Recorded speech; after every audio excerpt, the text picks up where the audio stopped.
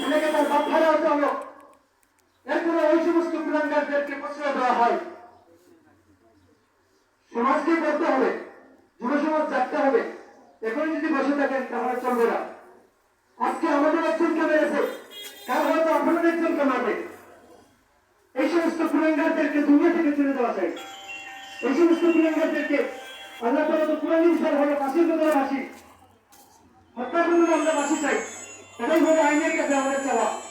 আর যদি আইন যদি সুদের আর কিসের মাধ্যমে এটাকে নর্মাল করবে, তাহলে ওই আইন মূল আইন নয়।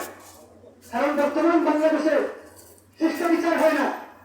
কারণ প্রত্যেকটা সেক্টরের যেই প্রধান থাকে, প্রত্যেকটা প্রধান হলো সুদখোর ঘুষখোর।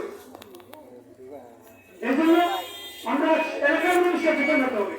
এলাকার মানুষ যদি সচেতন হয় তাহলে কেউ আমাদেরকে কিছু করতে পারবে না।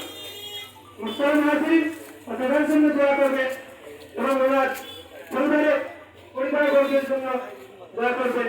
আজকে বড় বাবা খারাপ সন্তান আজকে তার দায়িত্ব নিবে। এখানে আপনাদের সম্মুখে সংক্ষিপ্ত বক্তব্য রাখবেন জনাব রফিক আহমদ কামাল।